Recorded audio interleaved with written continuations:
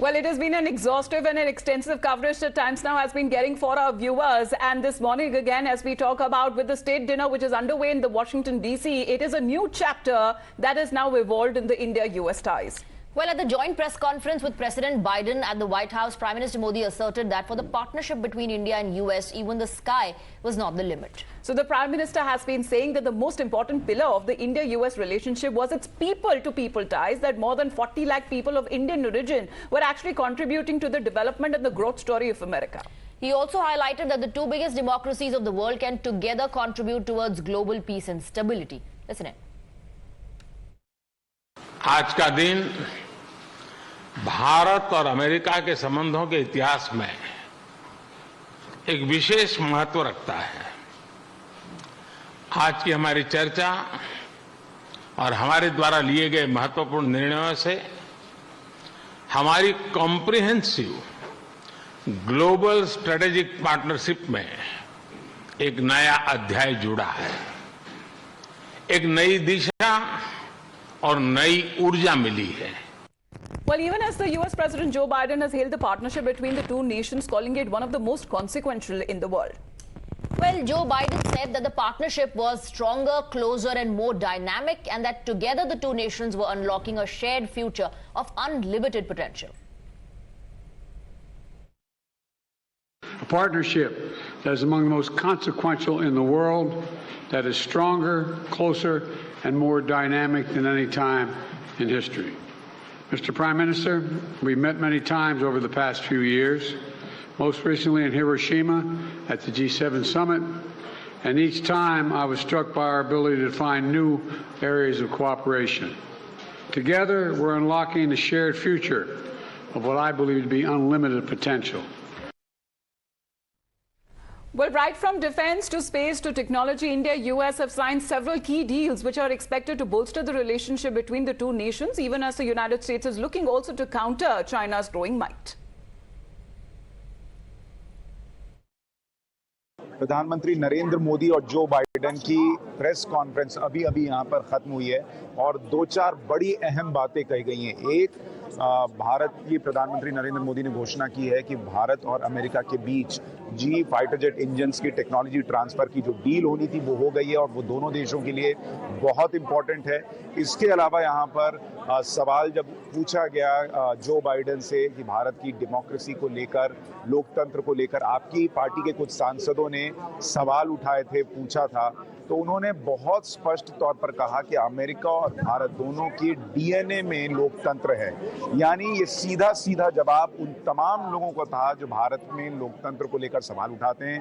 भारत के उन नेताओं को भी था जो दुनिया भर में घूम घूम कर कहते हैं कि भारत में लोकतंत्र खत्म हो गया है। राहुल गांधी जैसे नेताओं और दूसरे नेताओं को भी इसका जवाब दिया गया और खुद प्रधानमंत्री ने इस पर जवाब दिया कि भारत में माइनॉरिटीज को हर वो चीज मिलती है जो दुनिया में किसी और को, भारत में किसी और समुदाय को, प्रांत को मिलती है और इसलिए कोई भेदभाव का सवाल ही नहीं है।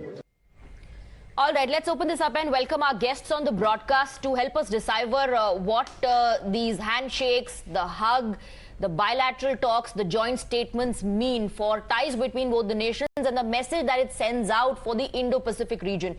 We have Ambassador Deepak Vora, former Special Advisor to Prime Minister Narendra Modi, here in the studio with us.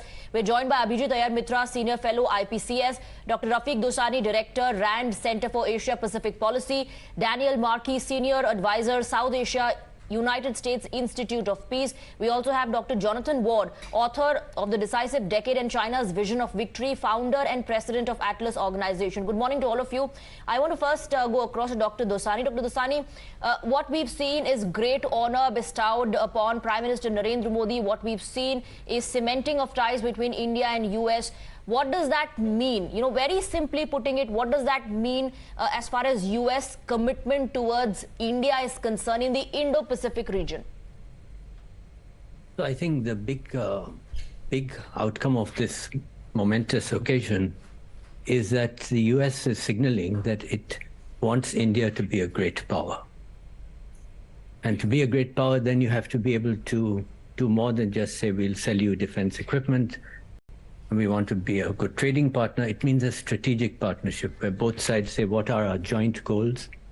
And let's see if we can accomplish them together. Not earlier where it was the US saying, this is our goal, will you help us achieve it? So I think that's the big change. Right. Dr. Jonathan Ward, in your understanding, do you believe that it was more of a subtle understanding in the message that went across from India, especially when it comes to the Indo-Pacific and the issue of China, sir?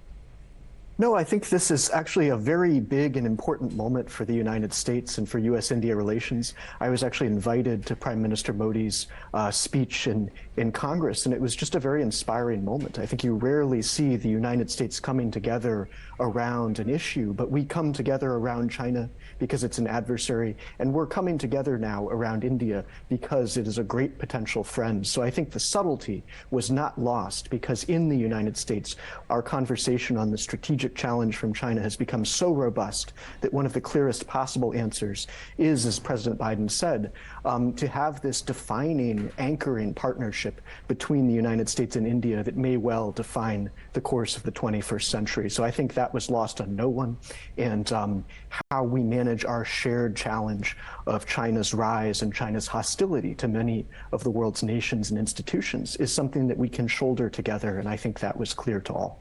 Right. You know, since you mentioned the Prime Minister's speech, let's also talk about his message to the terror backers. In a big warning to them, the Prime Minister in fact said that there cannot be any if or but in dealing with terrorism. He was addressing the joint sitting of the US Congress in Washington, where he stressed that even more than 2 decades after 9/11 and more than a decade after 26/11 Mumbai, radicalism and terrorism still remains a pressing danger for the whole world.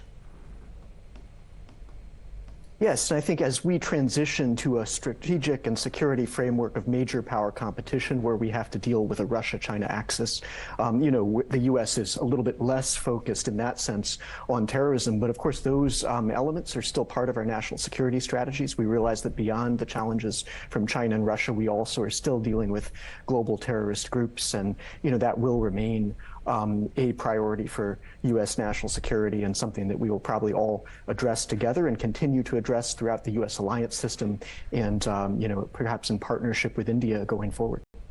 Right, sir. We just want to play out exactly what Prime Minister Modi had said, especially when it comes to the ideologies that we've been talking about, because this is the same ideologies that have been taking new identities and new forms, but their intentions, however, remain the same. Let's play that out.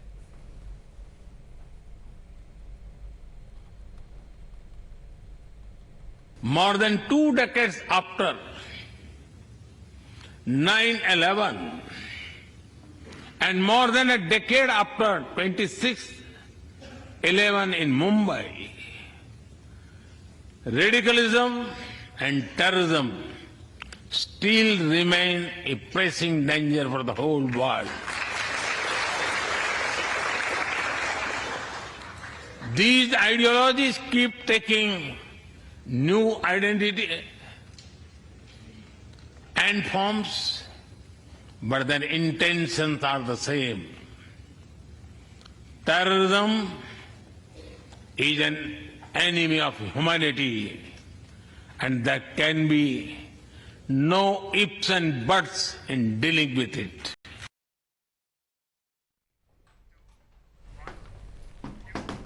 Prime Minister Narendra Modi concluded his address to the joint sitting of the US Congress with a standing ovation and loud cheers from the congressmen. He also met them in the House of Representatives. मुझे आश्चर्य हो रहा है कि आप कह रहे हैं कि लोग कहते हैं नहीं, भारत डेमोक्रेसी है। और जैसा राष्ट्रपति बाइडेन ने कहा, भारत और अमेरिका दोनों के डीएनए में लोकतंत्र है।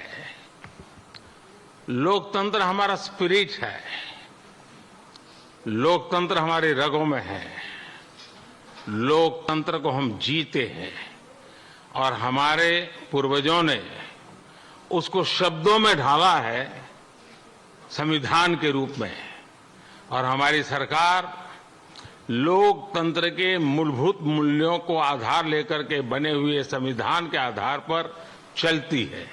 और हमारा संविधान और हमारी सरकार, और हमने सिद्ध किया है डेमोक्रेसी कैन डिलीवर। और जब मैं डिलीवर कहता हूं तब कास्ट, क्रीड, रिलीजन, जेंडर, किसी भी भेदभाव को वहां जगह नहीं होती है।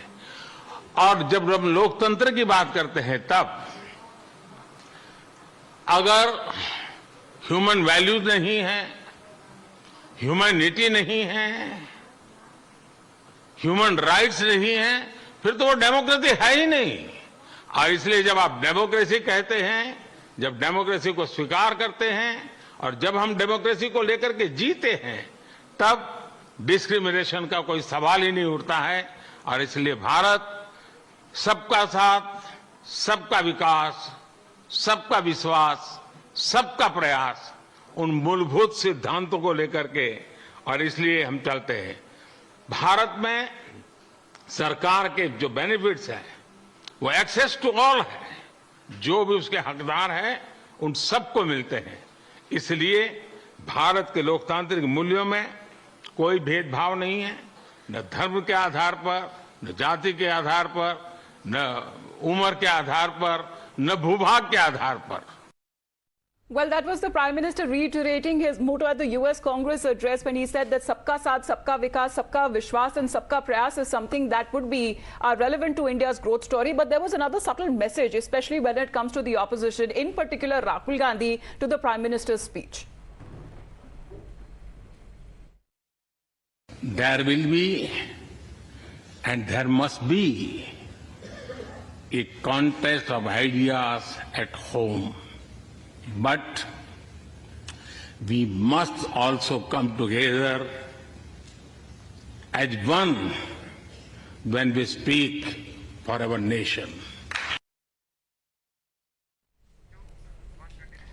Well, remember, the response comes amidst India's opposition's repeated attacks on state of Indian democracy led by former Congress President Rahul Gandhi, who incidentally had on US soil only expressed his apprehensions regarding state of democracy in India. So remember, it was back in March when Rahul Gandhi, who was in the UK, when he alleged that democracy in India was dead already, and that he was seeking the intervention of the United States and the EU, who are apparently mum on it. However, his cynicism got a response from the President of the United States himself. That's the nature of our relationship. We're straightforward with each other, and we respect each other. One of the fundamental reasons that I believe the U.S.-China relationship is not in the space it is in the U.S.-Indian relationship is that there's an overwhelming respect for each other because we're both democracies. And it is in America's DNA, and I believe in India's DNA, that the whole world has a stake in our success, both of us, in maintaining our democracies. All right, Abhijit, your take on that, because here has been a clear messaging on part of Prime Minister Narendra Modi himself, especially when you're on the foreign soil and if you're abroad, at least speak in the national interest. Look, it's fine to speak in the national interest and all of that, and this is an interest-based relationship. I've never bought this, a charade of a values-based relationship at any rate, because it really isn't. We share very different values. There are very few values. I mean, we can't even agree on a definition of democracy to begin with. So it's good that they had this conversation. We should also remember that, state visits as such are not game changers. Nixon hosted a state visit for Indira Gandhi just before he sent the 7th Fleet at us. Similarly, Reagan was hosting Indira Gandhi on the White House lawns, complete with that little red coat, flute-playing marching band, before he was turning a blind eye to Pakistan acquiring nuclear weapons. So, this is, it isn't a game changer at any rate. But what was interesting, however, was the sort of, this sort of good cop, bad cop between the Democrats and the president on the one hand. On the one hand, you have 70 Democrats signed this letter, which, curiously, not one single Republican signed. And on the other, President Biden being very warm. So, I really don't... well, I get what's happening, but I'm not too sure this was this is honoring us in any particular way. Right, but Ambassador Vora would want to add what you have been saying, Abhijit, as far as, the state dinner and why it is unlike any other state dinners, Ambassador Vora, because it seems that the United States has also been, going along as far as the increasing ties and the growth of friendship between India's UN and CASERT, sir. Thank you very much, ma'am. Always a pleasure to be on your amazing channel with two of India's finest anchor persons. So thank you. May I make a small correction? I'm special advisor in 3 African countries to 3 African governments. I've just heard this comment about Mrs. Gandhi going on a state visit invited by Richard Nixon in 1971. Good Lord, not at all. Please get your facts correct, sir. I've served in the United States. That was a working visit at her request. She wanted to brief the United States and European countries about the trouble that was brewing in a part of Pakistan then known as East Pakistan. Ma'am, may I continue with the present visit? Well, 530 years ago, there was a terrible European navigator who came looking for India, landed up in America. That's why those people who were decimated by this character and his successors are still called Indians. That fellow's name was Christopher Columbus. In 2023, another navigator has gone to the United States, and he has come there saying, I come in friendship. I haven't come to cheat you. I haven't come to con you. I've come to offer you the opportunity to partner with me. There is the huge market in India. We're hungry for technology. There's trade and investment on both sides. Don't forget, ma'am, that in 2023, it's more or less a relationship of equals. Indian investment in the United States as of May 2023, these are CII figures, is roughly 40 billion, a billion has 9 zeros, US dollars, 200 Indian companies, and they create 500,000 jobs in the United States. I'm not even counting the order that we have placed for Boeing aircraft and how many jobs that is going to create. American investment in India to date, again in May 2023, is about $45 billion. More will now be coming. So the balance is pretty equal. I've served in the United States, ma'am, and I've seen how we were treated then, how we are treated now.